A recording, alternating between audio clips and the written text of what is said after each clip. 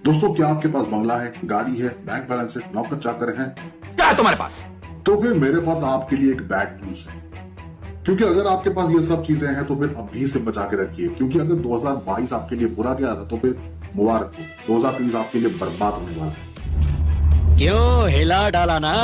अब ये सब सुन करके शायद आपकी फट गई होगी, लेकिन मैं कोई भी चीजें हवा में बात नहीं करता। मेरे पास इसके कई सारे रीजंस हैं जो कि आपको सुनने चाहिए और समझने चाहिए। तो टेंशन बिल्कुल ही मत लो, भाई आया है बता के जाएगा। बस आप वीडियो को लाइक करके चैनल को सब्सक्राइब कर दीजिए और दबा के जरूर शेयर कीजिए, क्योंकि आज चैनल की रीच बहुत कम हो गई है। Right, thank you so much.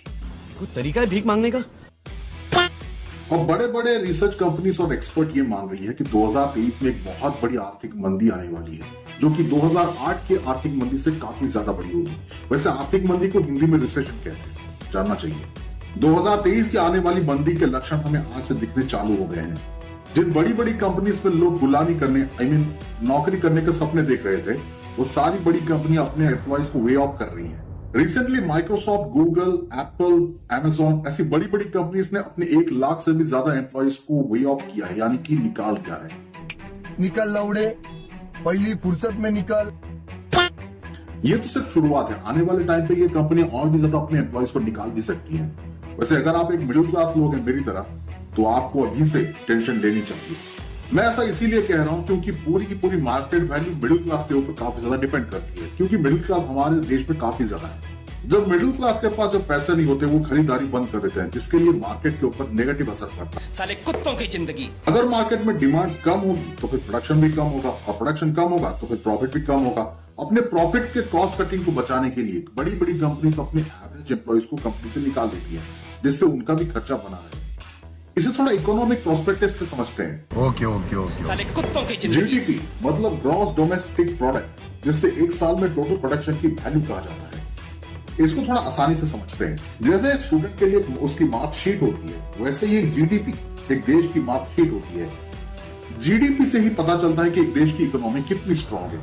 जैसे कम मार्क्स लाने वाले बच्चे अक्सर फेल हो जाते हैं या फिर कमजोर रह जाते हैं, उसी तरह से देश की इकोनॉमी अगर कम हो जाती है तो फिर जीडीपी भी कम हो जाती है, जिससे आर्थिक मंदी यानी कि रिसेशन का खतरा काफी ज्यादा बढ़ जाता है। ये समस्या है। इसके अलावा एक और सिचुएशन भी है जहां देश की जीडीपी ना बढ़ती है और ना ही कम होती है, बस रुक जाती है। ऐसे में अगर एक मिडिल क्लास आदमी को अपने जॉब की, अपने फैमिली की सिक्योरिटी के ऊपर टेंशन होती है, तो फिर ये काफी ज्यादा नॉर्मल होती है। एक तरफ से नौकरी जाने का खर्चा, दूसरी तरफ यहाँ पे महंगाई बढ़ने का खतरा।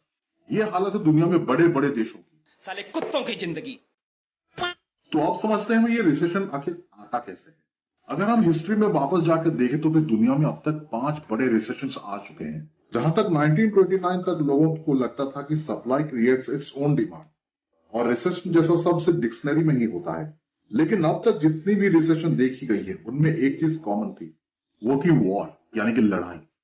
इस टाइम पे भी रशिया और यूक्रेन की वॉर चल रही है, जिसको लगभग 1 साल के करीब हो चुका है। लेकिन सिर्फ रशिया और यूक्रेन के बीच तो लड़ाई हो रही है, लेकिन इससे पूरी दुनिया को सप्लाई चेन में क्या दिक्कत है, इसको थोड़ा सा ध्यान से समझ लेते हैं।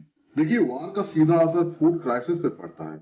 रशिया और यूक्रेन दोनों पूरी दुनिया में व्हीट के बड़े एक्सपोर्टर हैं। अकेली यूक्रेन दुनिया का 10% व्हीट एक्सपोर्ट करता था, 12% कॉर्न का एक्सपोर्टर था यूक्रेन, साथ में दुनिया का 50% सनफ्लावर ऑयल यूक्रेन से ही आता था। तो फिर दोनों देशों की लड़ाई से व्हीट और ऑयल के प्राइसेस काफी ज्यादा बढ़ गए हैं। ये समस्या है। लेकिन इंडिया के ऊपर इन चीजों का काफी ज्यादा असर नहीं पड़ता, क्योंकि व्हीट का बहुत बड़ा एक्सपोर्टर इंडिया भी है। क्या बात है? अब दूसरा है एनर्जी क्राइसिस। रशिया दुनिया का सबसे बड़ा ऑयल एक्सपोर्टर यानी कि कच्चा तेल यानी कि काला सोना। रशिया दुनिया की तीसरी सबसे बड़ी कोल एक्सपोर्टर देश है। वॉर से पहले 3/4 हिस्सा गैस और कोल यूरोपियन यूनियन को सप्लाई किया जाता था। लेकिन ऑयल क्राइसिस से बचने के लिए जितने भी अरेबियन देश थे, मिडिल ईस्टर्न देश थे, वो सारों ने तेल का प्रोडक्शन कम कर दिया, जिससे प्राइस काफी ज्यादा ऊपर बढ़ गए ग्लोबल मार्केट में, जिससे पूरी दुनिया में महंगाई बढ़ गई और आने वाले टाइम पे और भी ज्यादा बढ़ सकती है, हम ऐसा कह सकते हैं। और तीसरा फैक्टर आता है हाई इंटरेस्ट रेट यानी कि लोन। रशिया और यूक्रेन के वॉर से चलते दुनिया में बहुत सारे सेंट्रल बैंक्स ने अपने लोन पे इंटरेस्ट बढ़ा दिया है और सेविंग्स पे इंटरेस्ट कम कर दिया है। हाल ही में आरबीआई ने अपने रेपो रेट में बढ़ा दिया है, जो कि इसी बात का ही एक सिंबल है। हाई इंटरेस्ट रेट बढ़ने से इकोनॉमिक एक्टिविटी कम हो जाने का खतरा बढ़ जाता है। लेकिन ये सारे फैक्टर्स पूरी तरह से ब्रिटेन और यूरोप देशों के असर डाल रही हैं। ब्रिटेन में इकोनॉमिक क्राइसिस इतना ज्यादा बढ़ गया था कि उनको अपने पीएम ही बदलने पड़े। तो फिर कुल मिलाकर बात यह है कि पहला है वॉर, दूसरा है सप्लाई चेन में दिक्कत, कोरोना का नया वेरिएंट और इकोनॉमिक क्राइसिस के चलते भारत की एक अनस्टेबल स्थिति में आ चुका है।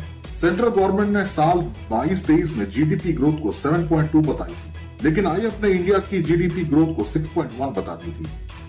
आईएफ ने बताया था कि यूरोपियन यूनियन और चाइना की ग्रोथ रेट खराब दौर में चल रही है और सबसे बुरा दौर अभी आने वाला है। सीधी बात, सबकी उल्टी गिनती चालू। लेकिन आईएमएफ ने इंडिया का परफॉर्मेंस को अच्छा बताया है, जो कि काफी अच्छी बात है।